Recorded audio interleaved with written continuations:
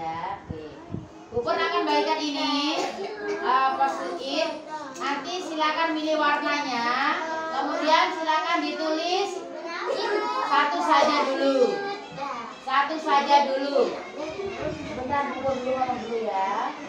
Silakan nanti boleh dipilih warnanya. Kemudian silakan tulis kira-kira bagaimana kita menyelesaikan permasalahan yang ada, yaitu pulang sekolah tidak langsung pulang. Apa yang harus kita lakukan supaya tidak terjadi lagi? Satu. Yang kedua, supaya ibu kita juga di rumah tidak was-was anaknya kok belum pulang.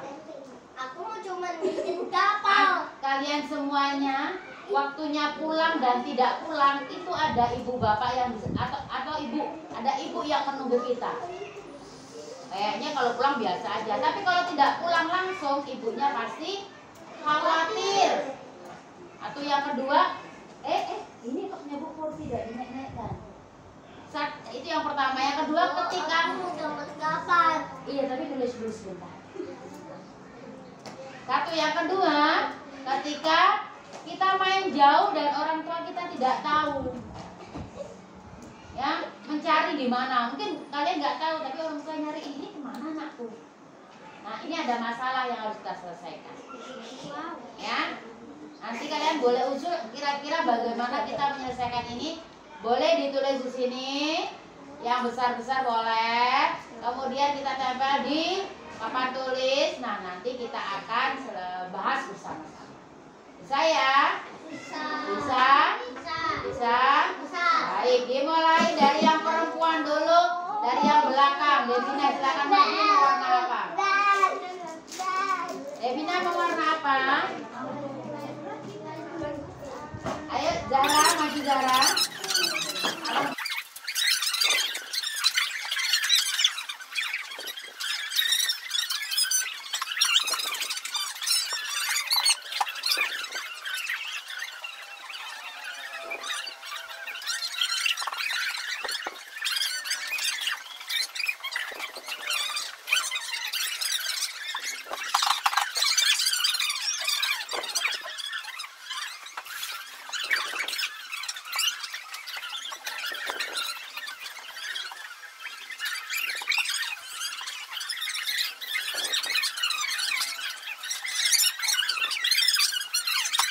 Satu, dapur satu, duduk sebentar.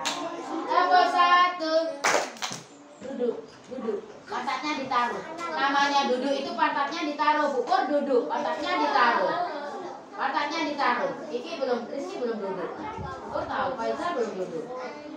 Nah, yang ditulis adalah bagaimana cara menyelesaikan teman-teman atau kita yang tidak langsung pulang ke sekolah ke rumah ketika pulang sekolah, atau ketika di rumah bermain tapi ibunya khawatir karena terlalu lamanya.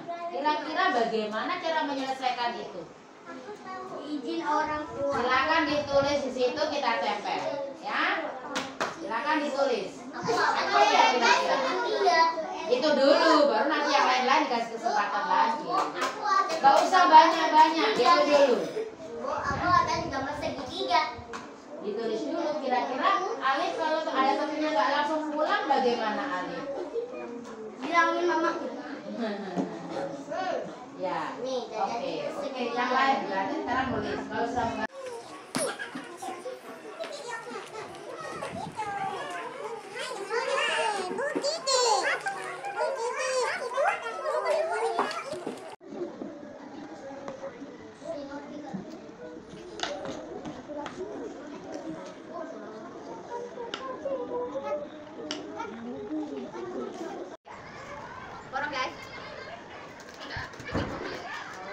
sana Shopee, sini Shopee, kayaknya semua judulnya Shopee deh.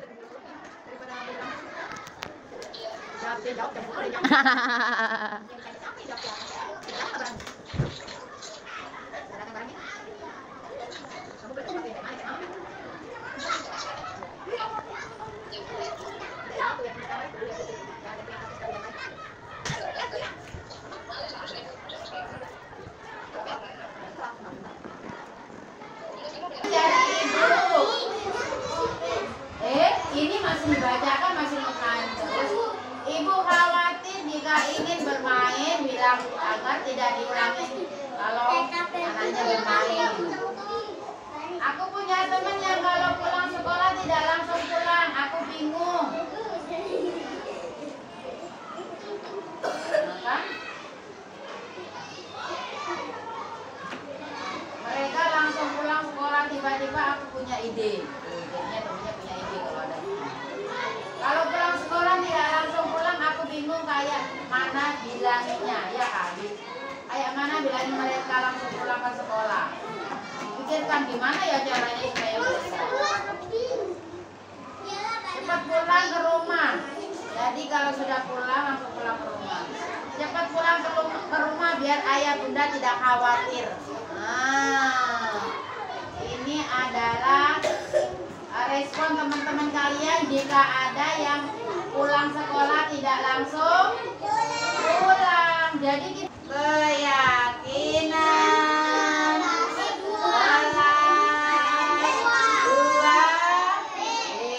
yang pertama, izin orang tua. Nggak usah. Jika ingin bermain. Yang kedua apa?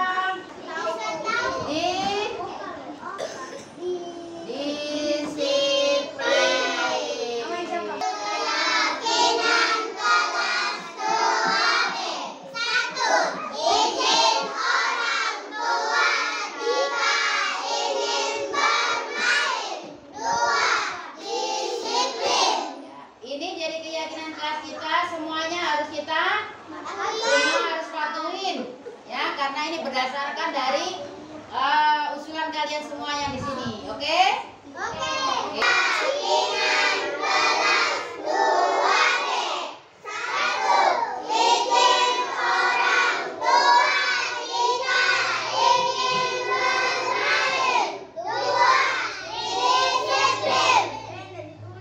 Semua yang ada di kelas 2B termasuk Bu Pur harus patuhin keyakinan kelas ini.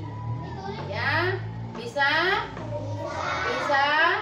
Enggak ada temennya. Bismillahirrahmanirrahim. Assalamualaikum warahmatullahi wabarakatuh. Mohon izin ibu guru semuanya, saya minta waktunya sebentar. Bukan sebentar, sebenarnya sangat lama ya, untuk menyebarkan pemahaman dan penerapan budaya positif yang saya dapatkan di Guru Penggerak. Ini ada. Boleh silakan masuk ibu. Iya, silakan masuk. Iya. Ini pasukan pinggir. Iya, silakan masuk ibu. Iya, baik. Di mana yang? Hai. 2. Asik. 3. Oke, thank you very much. Baik, saya lanjutkan. Ini untuk budaya positif. Ilmu yang saya dapat dari Guru Penggerak. Mohon maaf, saya menyampaikan bukan berarti saya yang paham tentang ini, bukan ya, tapi karena memang saya dapatnya duluan seperti itu. Jadi budaya positif itu yang pertama yaitu perubahan paradigma, kemudian disiplin positif, selanjutnya nilai-nilai kebajikan, kebutuhan dasar manusia, kemudian motivasi perilaku manusia, posisi kontrol guru, keyakinan kelas, dan segitiga restitusi. Apa sih pembelajaran paradigma baru? Pelajaran paradigma baru itu yaitu pembelajaran yang berdasarkan prinsip-prinsip pembelajaran yang berdiferensiasi, di mana disesuaikan dengan kebutuhan dan tahap perkembangan murid, baik itu secara psikologis, kemudian untuk mewujudkan profil pelajar Pancasila. Selanjutnya di sini ada miskonsepsi makna kontrol. Artinya apa? Ketika kita semua ini kan tidak bisa mengontrol orang lain. Baik itu murid, baik anak diri kita aja, anak kita aja, anak kandung kita aja nggak bisa kita kontrol. Padahal, kita mengharapkannya kan mengontrol orang lain. Padahal menurut Dr. William Glasser itu nggak bisa gitu. Maunya guru mengontrol murid dengan penguatan positif, efektif, dan bermanfaat melalui kritikan, Dan orang dewasa itu memiliki sifat untuk memaksa, seperti itu. Kemudian di sini ada namanya merubah paradigma stimulus respon ke pendekatan teori kontrol. Stimulus respon, ketika kita melihat dunia secara otomatis kita memiliki pandangan yang berbeda. Padahal yang kita harapkan sama. Contohnya nih, murid kita harapkan sama nih pemahaman sama kita, padahal dia punya cara pandang yang berbeda gitu. Dia punya cara melihatnya yang berbeda gitu. Meskipun objeknya sama, gunung nih, tapi mereka memiliki cara pandang yang berbeda dengan kita gitu. Seperti itu. Kemudian yang selanjutnya disiplin positif. Disiplin positif adalah salah satu cara penerapan disiplin yang bertujuan untuk menumbuhkan kesadaran yang didorong dari dalam diri murid tanpa hukuman dan hadiah. Harapannya disiplin positif itu bertumbuh dengan murid kita itu tanpa ada hukuman atau tanpa hadiah. Bisa nggak ya?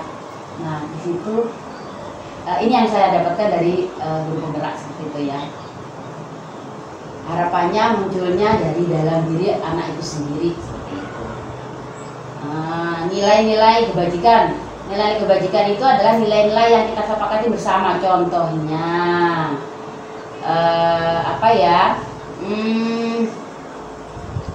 mandiri itu seluruh universal.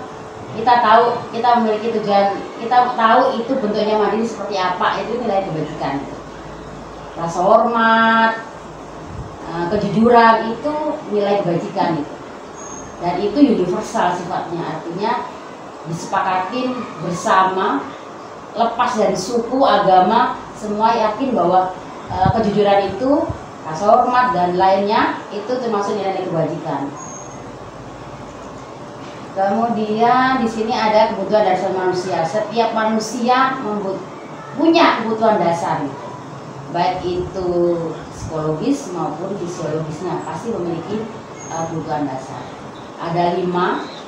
Yang pertama yaitu bertahan hidup. Kita semuanya bekerja, beraktivitas itu pasti untuk bertahan hidup. Yang kedua, tidak ada satu orang pun yang tidak butuh kasih sayang tuh. Baik anak kecil baru lahir maupun orang dewasa, nenek kakek, semuanya butuh kasih sayang.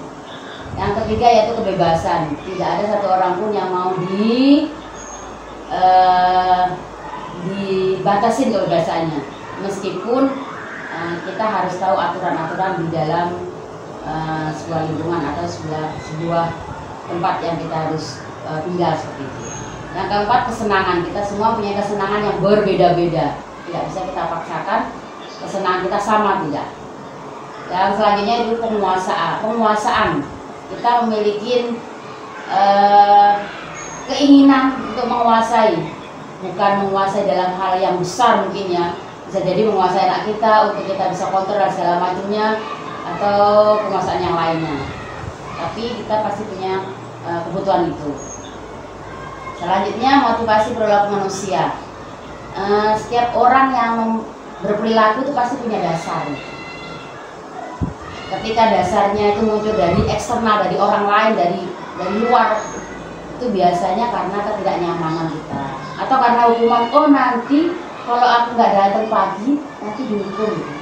Jadi kita kan bisa begitu karena ketidaknyamanan. Kemudian karena mendapatkan imbalan, nanti kalau aku berbuat seperti ini, oh nanti dapat ini gitu. Biasanya itu motivasi eksternal. Kalau untuk motivasi internal, itu motivasi yang ingin kita tumbuhkan dalam diri kita sendiri, yang mereka inginkan dan mereka munculkan dari nilai-nilai yang mereka percaya. Mungkin yang dia percaya tidak sama dengan orang lain yang dia percaya, jadi berbeda-beda di sini instruksinya. Apa sih hukuman, konsekuensi dan restitusi? Bedanya, hukuman itu sifatnya menyakitkan. Siapapun yang mendapat hukuman pasti sakit, nggak mungkin enggak. Walaupun itu kecil ataupun verbal, itu pasti menyakitkan. dan tidak nyaman. Mungkin dalam waktu beberapa detik ya dia nggak nyaman gitu. Selanjutnya mungkin nyaman karena memang kondisi kita cepat bersosialisasi ya, tapi pasti ketidaknyamanan itu ada. Sama dengan murid kita juga. Kalau konsekuensi ini sifatnya jangka panjang, nanti ada contohnya ya. Nah, tapi dia ada juga kelemahannya. Nah, yang di sini itu yang kita mau pelajari itu yaitu restitusi. Artinya murid itu bertanggung jawab atas perilakunya dia sendiri. Kemudian selanjutnya ini contohnya nih, contoh kasusnya nih, ketika murid sering tidak mengerjakan PR, hukuman itu guru menghukum siswa tersebut hormat bendera selama 10 menit, atau guru marah menjadi murid jadi takut gitu. Itu pasti menyakitkan untuk murid itu. Ya kan? Itu boleh. Ya, itu hukuman gitu. Apakah itu boleh apa enggaknya nanti di belakang. Selanjutnya konsekuensi. Konsekuensi itu contohnya guru memberikan konsekuensi untuk mengerjakan PR-nya. Ya sudah, nanti istirahat kamu mengerjakan ya 3 kali lipat. Itu konsekuensi, bentuk konsekuensi seperti itu. Sedangkan restitusi itu tuh guru menanyakan keyakinan kelasnya, membantu siswa menyelesaikan masalah. Kira-kira pasti kamu mengerjakan PR. Jadi guru itu lebih terbuka dan siswa menghormati dirinya dan orang lain. Artinya dia kenapa sih nggak mengerjakan PR, apa alasannya segala macamnya, seperti itu untuk restitusi. Jadi pengertian restitusi itu proses menciptakan kondisi bagi murid untuk memperbaiki kesalahan mereka sehingga mereka bisa kembali pada kelompok mereka dengan karakter yang lebih kuat. Ya, mirip-mirip sepertinya, tapi bedanya di mana sih ya gitu ya. Proses kolaborasi yang mengajarkan murid untuk mencari solusi untuk masalah mereka sendiri. Kita giring mereka untuk menyelesaikan masalah mereka sendiri seperti itu. Terutama bantuan guru dengan murid yang bermasalah itu seperti itu ya. 5 posisi kontrol restitusi. Yang pertama penghukum, yang kedua pembuat rasa bersalah, yang kemudian teman, selanjutnya pemantau dan manajer. Apa aja itu? Contohnya seperti ini. Jadi contoh penerapan 5 posisi kontrol penghukum. Ketika jadi seorang guru jadi penghukum itu biasanya yang dicontohkan di sini adalah patuhi aturan sekolah dong. Udah kamu berdiri deh di depan barisan sana. Itu berarti dia menghukum. Ketika membuat rasa bersalah, dia mereka beberapa kali guru harus memberitahu kamu, ibu kecewa deh gitu. Nah itu berarti ada rasa bersalah yang ditumbuhkan di sana. Sebagai teman, ayolah yang tertib, buat ibu bangga. Kali ini tidak apa-apa salah. Itu sebagai teman. Kalau sebagai pemantau, kamu sudah melanggar apa peraturan dan konsekuensinya, itu sebagai pemantau, guru sebagai pemantau. Nah harapannya sih guru jadi manajer. Apakah kamu tahu kesalahanmu? Kira-kira bagaimana kamu akan memperbaiki kesalahan itu? Artinya dilemparkan ke anak itu sendiri. Caranya seperti apa? Caranya kita membuat keyakinan kelas. Keyakinan kelas itu merupakan disiplin positif yang bisa diterapkan dalam membangun budaya positif di kelas. Keyakinan ini akan membantu murid untuk mengembangkan diri karena murid akan belajar mengerti keyakinan kelas yang telah dibuat sendiri. Bagaimana cara membuat keyakinan kelas? Next time, karena di sini tidak disampaikan itu ya. Oke, baik. Selanjutnya caranya pembentukan keyakinan kelas. Nah, dia apa bedanya dengan peraturan kelas? Nanti sebenarnya ada bedanya. Kesepakatan kelas. Nah, ada bedanya. Kalau keyakinan kelas ini dia lebih abstrak dari peraturan, berupa pernyataan yang universal, artinya yang tadi yang bisa semuanya terima itu, iya. Kemudian dibuat dalam bentuk positif, kata-kata positif. Selanjutnya sedikit saja agar mudah diingat, jadi tidak perlu banyak, tapi sedikit saja. Kalau keyakinan kelas, kira-kira dalam kelas itu hal apa yang anak-anak sering langgar seperti itu. Kalau itu aja dulu, fokusnya seperti itu. Jadi nggak perlu banyak-banyak, sedikit aja. Sesuai dengan kondisi kelas dan sekolah agar mudah diterapkan. Semua warga kelas sekolah dilibatkan untuk membuatnya. Kalau ditekan di kelas berarti anak-anak kelas sebenarnya dalam sepekan ini banyak sekali yang tidak hadirnya terlambat hari berarti disiplin yang harus kita tegakkan. Caranya dengan segitiga restitusi. Jadi kita menstabilkan identitas dulu anak. Ketika ada anak salah yang tadi itu tidak mengerjakan PR seperti itu, kita menstabilkan identitas dulu bahwa kita semua itu ya nggak apa-apa buat salah. Memang kita semua manusia yang bersalah, iya gitu. Kita semua akan membuat itu gitu. Jadi tidak apa-apa. Gitu. Artinya kita menerima dulu kesalahan itu, nggak apa-apa sih, nggak apa-apa, boleh. Semua orang berbuat salah, is fine gitu. Kemudian kita giring mereka, kenapa? Gitu. Kita validasi tindakan yang salah itu. Kenapa tadi kok tidak mengerjakan PR? Atau semalam kenapa nih tidak mengerjakan PR? Ada alasannya tentu. Ketika ada alasannya, nah kita giring ke keyakinan kelas. Kita perlu disiplin. Kalau kita nggak disiplin, nggak mengerjakan semuanya, berarti kita nggak bisa mengerjakan semuanya nih, semuanya akan berantakan. Jadi ada tahapan-tahapannya yang harus kita lalui untuk masuk ke keyakinan kelas. Itu saja mungkin dari saya. Terima kasih penyampaian diseminasi kali ini. Semoga bermanfaat. Ya. Mohon maaf sekali dari saya. Assalamualaikum warahmatullahi wabarakatuh.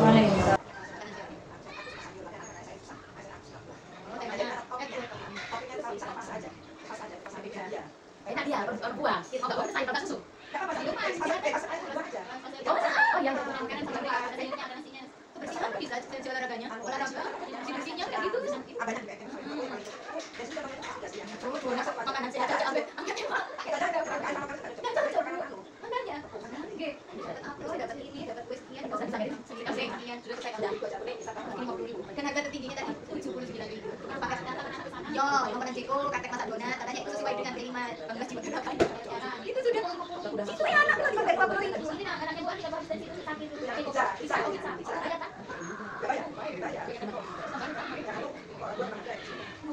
Oke lah, sambil dari sini mau tambah nih coba lagi. Saya ngacet kok. Pokoknya sudah saya sampaikan WP deh.